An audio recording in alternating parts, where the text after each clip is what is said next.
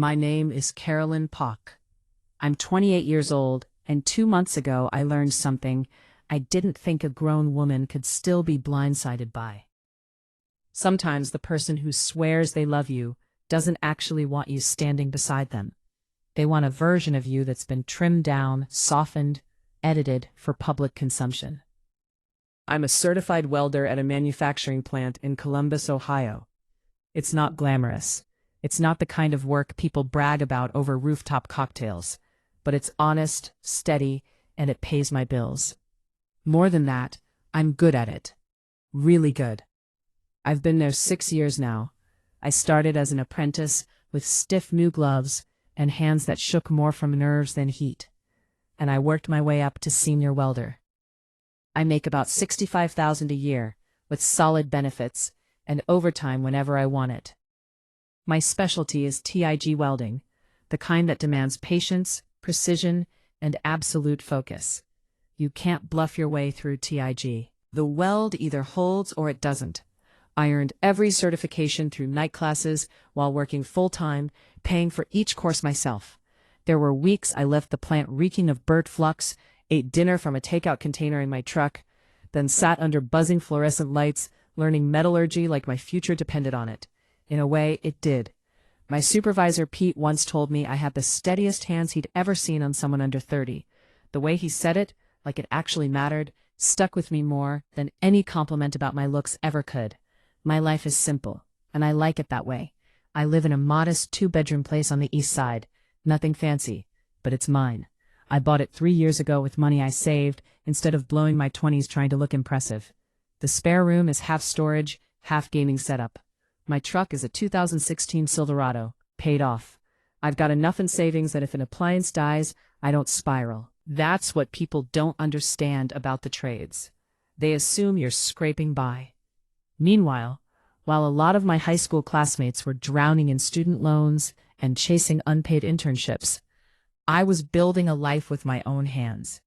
My dad was a machinist before he retired. He taught me early that there's nothing embarrassing about working with your hands. Pride isn't something you wear for other people. It's what you carry when no one's watching. For a long time, my world felt exactly like that. Quiet, controlled, drama-free. Then I met Evan. Evan is 27. He works in corporate event planning for a firm downtown, the kind of place where people casually talk about optics and leverage like it's normal conversation. I met him about 14 months ago at a 4th of July cookout. I remember because he showed up in a crisp white button-down, like he was headed to a photo shoot instead of a backyard grill. He had that smooth, polished charm that made people lean closer when he spoke. Perfect teeth, sharp haircut, phone constantly buzzing with work emails. When he laughed, it sounded effortless, but now I know it was practiced. At the time, I just thought he was confident. He was also striking, the kind of man who knew exactly how to be noticed. In the beginning, everything felt easy. The first few months were a honeymoon blur. He asked about my job like he was genuinely interested. He touched my hand when I talked, like he admired the calluses, the roughness. He said he liked that I was real. I believed him. He'd pick me up from the plant sometimes for lunch, and I'd climb into his car smelling like metal and sweat, and he never seemed bothered. Pete even commented once when Evan came inside to find me, saying I'd found a good man. I remember smiling so hard, my face hurt. Around month 6, things shifted, not with a blow-up or a fight. Comments that sounded harmless alone, but added up fast. Maybe you could dress up more when we go to nicer places. Do you have to talk about work so much? It's intense. And then the one that always tightened my stomach. It's just blue collar. The way he said it, like it was something he tolerated rather than respected. I tried not to overthink it. I told myself he came from a different world. Maybe he didn't mean it like that. Maybe stress made people careless. But the comments didn't stop. They multiplied. One Saturday, getting ready for brunch with his friends, I put on clean jeans, a fitted polo, nice shoes. I checked the mirror twice because I knew appearances mattered to him. He stopped me at the door. "You're not wearing that, are you?" His tone wasn't teasing. It was clinical. "What's wrong with it?" I asked. He sighed like he was explaining something obvious. It's fine for a barbecue, but we're going to the garden bistro. I changed into slacks and a button-down. Standing in my bedroom, tugging at the collar like I was headed to an interview instead of brunch, I felt something ugly pinch in my chest. At brunch, his friend Madison asked what I did. I told her I was a welder. She smiled politely, the kind of smile that carries judgment just under the surface. "Oh, that's practical," she said, then immediately turned away. Evan didn't say a word, didn't mention my skill, my certifications, the years I'd put in. He just sipped his mimosa and redirected the conversation like my life was an awkward detail. That meal, I felt like a guest in my own relationship. After that, the criticism spread. My apartment was too plain and needed personality. Translation: expensive furniture I didn't want. My truck was suddenly a bit much compared to his friend's leased BMWs and Audis. "Don't you want something newer?" he asked casually, like he wasn't suggesting I trade stability for appearances. He pushed me to spend more time with his coworkers. Corporate types in tailored suits who talked about quarterly projections over overpriced coffee they photographed before drinking. They weren't openly cruel. That was the worst part. They smiled while slicing. At one dinner, a guy named Trent laughed when I said I was a welder and called me a trade girl like it was a novelty. Evan smiled along. In the car afterward, when I asked why he didn't say anything, he told me I was being too sensitive. That should have been my exit. Instead, I stayed. I told myself love meant adapting. I didn't realize I was the only one adapting. While I was shrinking and bending, Evan was quietly constructing a version of me he could tolerate in public. I didn't fully understand that until the party he wouldn't stop talking about, the one he said could change his career, the one that was about to change mine too.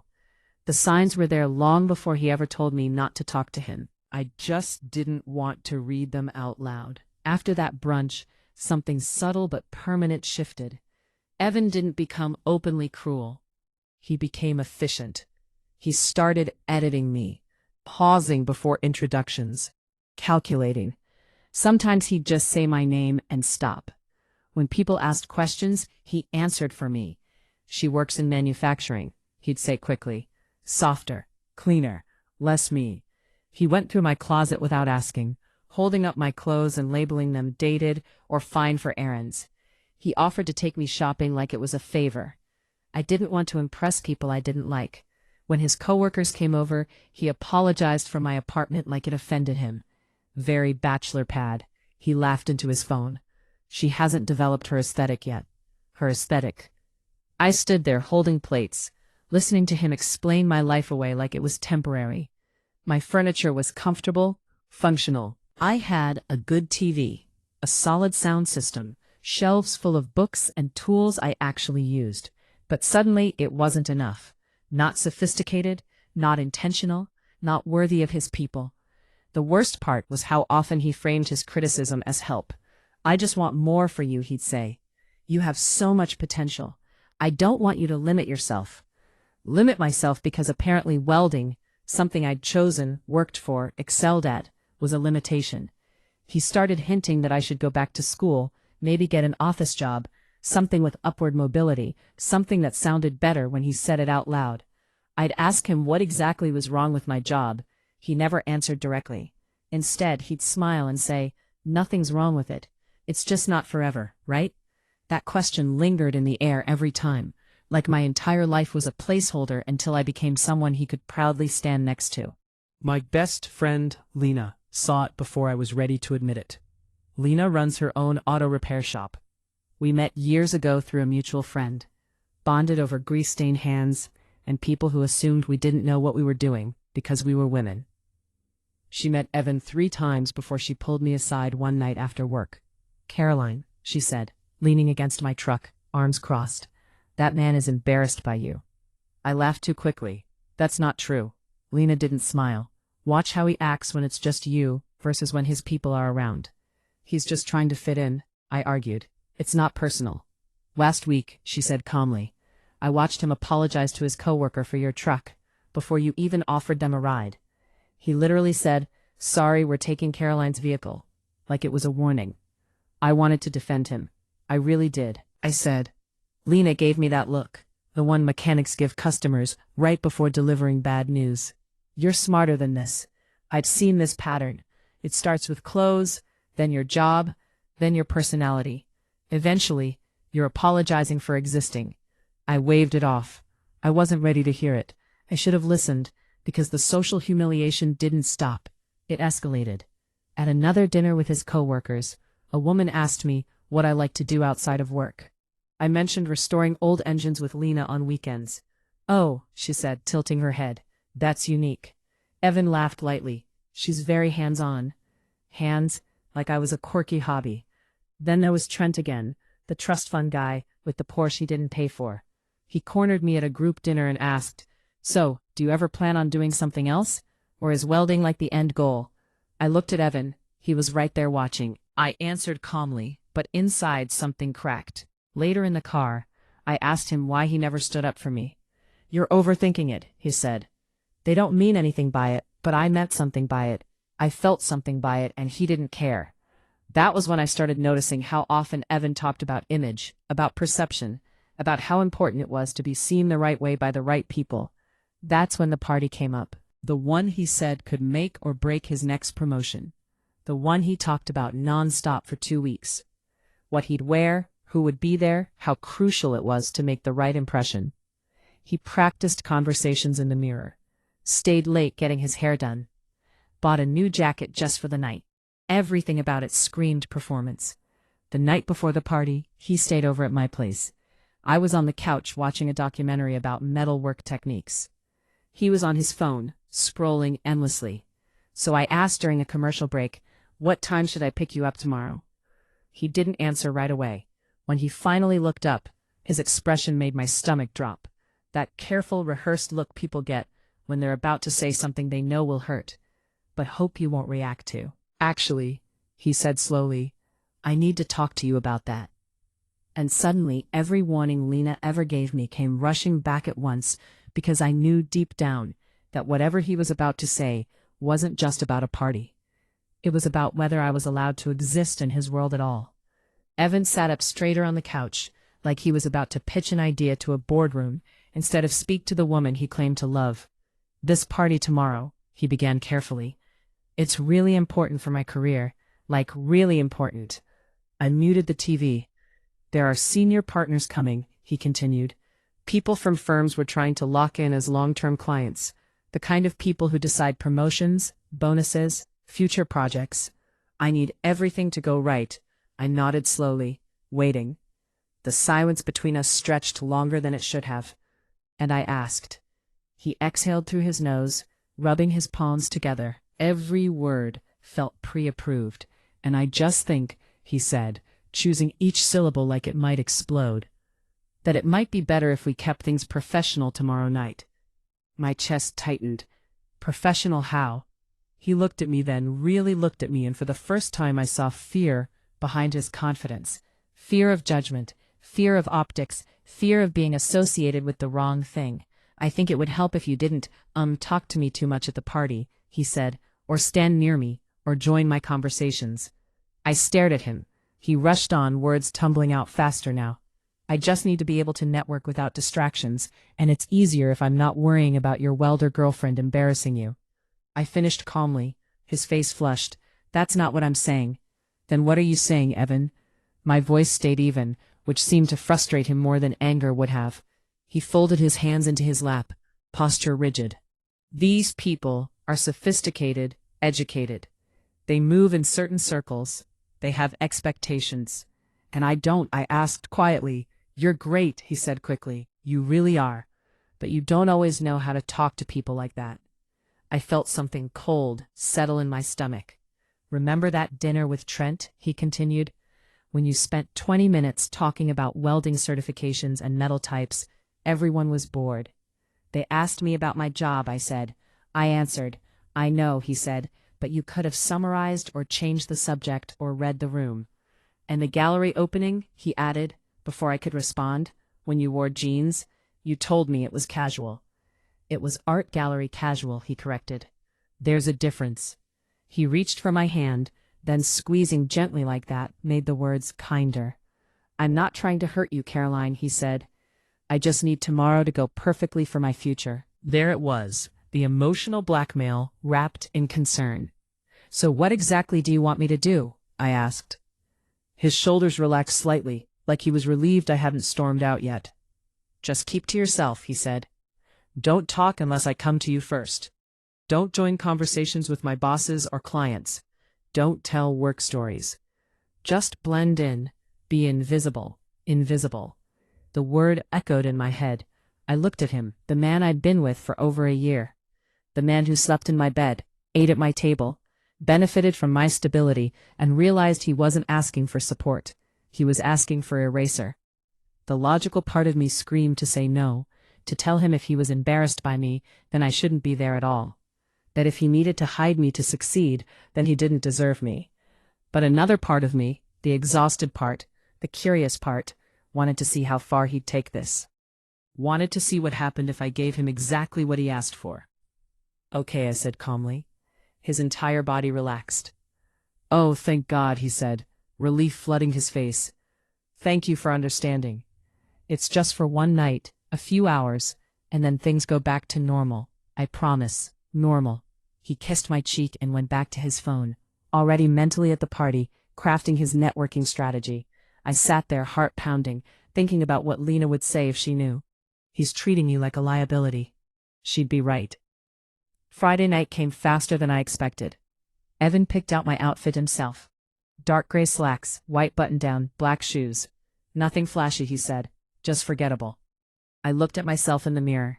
Clean, polished, generic, like a background character in someone else's success story. Perfect. I drove us to the venue. He barely spoke, too busy texting people who were already there. Remember, he said as we parked. Just blend in. I nodded. I wasn't angry anymore. I was curious, because if Evan wanted me invisible so badly, I was about to show him exactly what that looked like.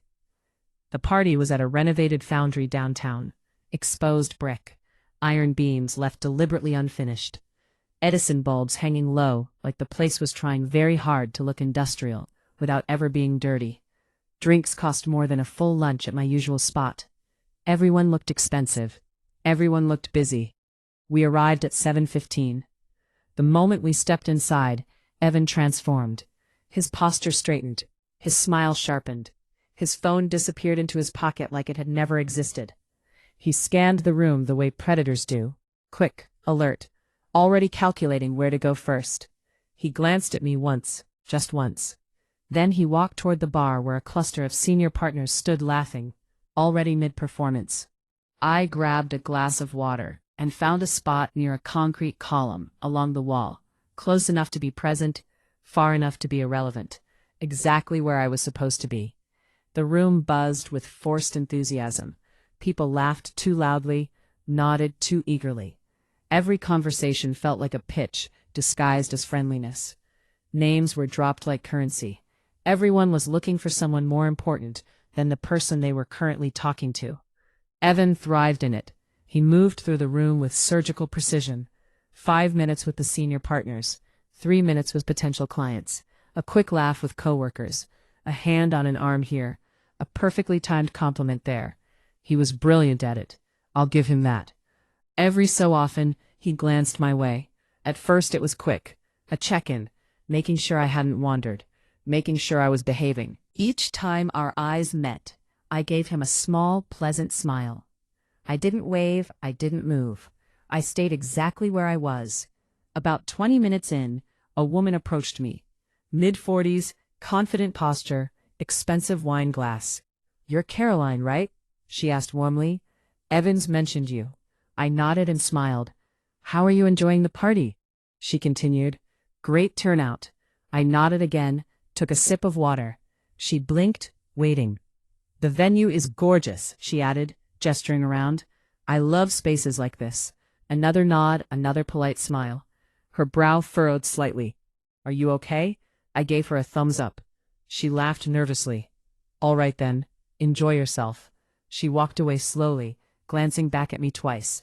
I watched her immediately lean in to whisper to another woman, both of them stealing curious looks in my direction. I felt a flicker of something inside me. Not guilt control, More people came, a man from accounting, someone from marketing, a woman who introduced herself and asked what I did for work. I responded to every question the same way. Nods, smiles, shrugs, not a single word. When someone asked directly, "So, what do you do?" I mimed welding, steady hand, invisible torch, imaginary metal. Then I smiled. Confusion spread like a ripple. "Oh," someone said slowly. "Okay." They drifted away. Word traveled fast. I could feel it. The sideways glances, the subtle pointing, the whispering. I had become the party's unanswered question.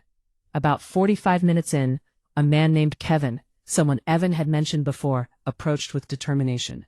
"So," he said, friendly but curious. Evan said, "You work in manufacturing. What exactly do you do?" I smiled, nodded, made the welding motion again. "You're a welder," he guessed. I nodded enthusiastically. "That's interesting," he said. "Do you like it?" Big nod. Thumbs up. He waited. "Well, cool," he muttered, backing away like he'd encountered a wild animal that might suddenly lunge. I watched him immediately find someone else, miming exaggerated talking motions with his hands while shaking his head. They both looked over at me. I took another sip of water.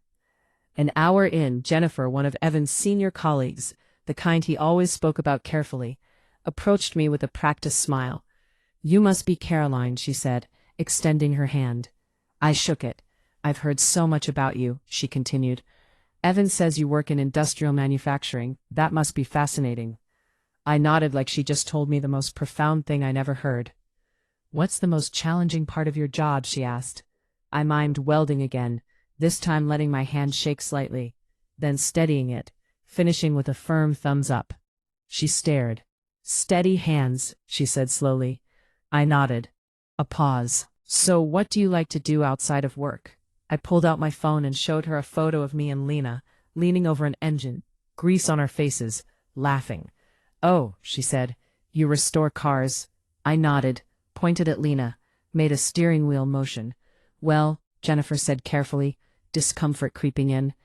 "That's great." She excused herself within seconds. I watched her walk straight to Evan. Their conversation was short, but his reaction wasn't. His eyes widened. He looked at me again. Really looked this time. Not relief, confusion, concern. Still, he didn't come over because that would mean breaking his own rule. By 9 o'clock, Evan started glancing at me more frequently. The looks were different now, tighter, uneasy. At 9:30, he finally walked over. "Hey," he said, smile strained. "You having fun?" I nodded. He waited. Nothing. "You've been standing here all night," he said. "Don't you want to walk around, grab some food?" I shrugged. "Caroline," he said quietly, "is everything okay?" I nodded slowly, maintaining eye contact. His smile cracked. "Why aren't you talking?" he whispered. I pulled out my phone and typed a message, then held it up for him to read. "You told me not to talk to you at the party." His mouth fell open. "That's not what I meant," he hissed, glancing around nervously. "I meant don't interrupt my conversations," I typed again. "This is me blending in, being invisible, just like you wanted." "This is ridiculous," he muttered. "You're being childish." I tilted my head, raised an eyebrow, and took another sip of water. He stood there trapped. He couldn't argue without making a scene. He couldn't fix it without admitting fault. So he walked away. And for the first time all night, I saw panic replace polish. At 10:15, he tried again, bringing a coworker with him, hoping I'd cave. "Caroline," he said brightly, too brightly, "Scott was just telling me about a new client they landed. Isn't that interesting?" I nodded at Scott. Scott launched into his explanation, glancing at me expectantly. I listened, smiled, and gave him a thumbs up when he finished. The silence was unbearable. "Okay then," Scott said awkwardly, retreating. Evan's jaw clenched. "Can we talk outside?" he demanded. I gestured toward the exit. "After you." The cool night air hit us like reality. "What is your problem?" Evan snapped. "Why are you acting like this?" I typed again. "I'm following your instructions. I didn't mean literally don't speak. Hard to embarrass you if I don't say anything. You're making me look bad." I stayed out of your way. I didn't interrupt. I was invisible. He ran a hand through his hair. People are asking if you're okay. Tell them I'm being obedient. You're being petty. I'm being exact. There's a difference. He stared at the phone, then at me. Realization dawning too late. Please, he said finally, voice dropping. Just come back in and act normal. I shook my head and typed one last message. You were very clear about what you needed tonight. I wouldn't want to embarrass you. I walked back inside alone and resumed my place by the wall. Evan followed a few minutes later, but the magic was gone. His smile was forced, his laughter hollow. The party ended around 11. When he finally came over to leave, his eyes were red, his confidence cracked. Ready to go? He asked quietly. I nodded. The silence on the drive home was heavier than anything I'd felt all night. And this time, it wasn't performative. The drive back to my apartment was quiet in a way that pressed against my ribs. Not the comfortable kind of silence. Not the kind you share when words aren't needed. This one was thick, charged, waiting. Evan kept glancing at his phone, typing messages I didn't ask about. Damage control, I assumed. Rewriting the night, so it didn't look like it actually was. I pulled into his parking lot and put the truck in park. Neither of us moved. Huh, are you going to talk to me now? He finally asked. I turned to face him. What do you want me to say? He flinched at the sound of my voice, like he'd forgotten what it sounded like after hours of silence. I want you to explain what that was, he said. You embarrassed me. I did exactly what you asked, I replied calmly. You told me not to talk to you at the party, so I didn't talk to you or anyone. You know that's not what I meant. Do I asked. You didn't want me embarrassing you. You didn't want me joining conversations. You didn't want me talking about my job. So, I removed the possibility entirely. That's not fair, he snapped. No, I said quietly. What's not fair is asking your girlfriend to disappear so you can look better. He turned toward me, frustration bleeding into desperation. I just needed you to be aware of the setting where your welder girlfriend isn't good enough to be seen with. That's not... He stopped himself. Too late. I leaned back in my seat. You didn't have to say it. You've been saying it for months. Every comment about my job, my clothes, my apartment, my truck. Every time you apologized to your friends for me.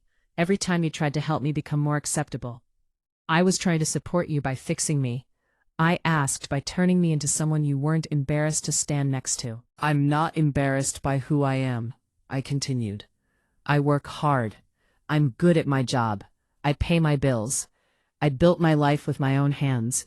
I've never pretended to be anything else. He stared straight ahead. But you, I said softly, you're embarrassed enough for both of us. That's not true, he whispered. Then why did tonight happen? Silence. That told me everything. I spent 4 hours tonight watching you perform for people you don't even like, I said, laughing at jokes you don't care about, pretending to be someone you think they want. And you were willing to hide me to do it. His eyes filled with tears. I didn't mean it like that. I know, I said, but intent doesn't erase impact. So what are you saying? He asked, voice breaking. I'm saying I'm done, I replied. Done shrinking, done apologizing, done being treated like a liability instead of a partner. You're breaking up with me, he said. I'm choosing myself. Tears straight down his face, mascara smudging under his eyes. I love you, maybe, I said gently. But you love the idea of who I could become more than who I actually am. I opened his door. Take care of yourself, Evan. He hesitated, then stepped out. He stood on the curb for a moment, looking back at me like he wanted to say something that might fix everything. I'm sorry, he whispered. I know, I said, but sorry doesn't change how you see me. I drove away. I called Lena before I even hit the main road. It's over, I said. There was a pause, then about damn time. I told her everything, the party, the silence, the fallout. By the end, she was laughing so hard, she had to pull over. You stood there for hours without saying a word, she said. That's the pettiest, most beautiful thing I've ever heard. I feel relieved, I admitted. The next few days, Evan texted, apologies first, then promises, then blame, then anger. I didn't respond to any of it. What was there to say? Work felt lighter. My apartment felt like mine again. I stopped second-guessing my clothes, my voice, my existence. A few weeks later, I ran into Evan at a sports bar. He asked if we could talk. There's nothing left to talk about, I told him. He nodded, eyes wet. I really did love you. Maybe, I said. But love doesn't ask someone to disappear. I went home that night, kicked off my boots, and sat on my couch covered in grease and metal dust from a long shift. And for the first time in months, I felt whole. 2 months later, my life looks exactly the same on paper. Same apartment, same truck, same job, but I'm happier. I even adopted a dog, a rescue pit mix named Rivet. He doesn't care what I do for a living, or whether my furniture has personality. He just cares that I come home and throw his ball. Someone once told me I should want more. They were wrong.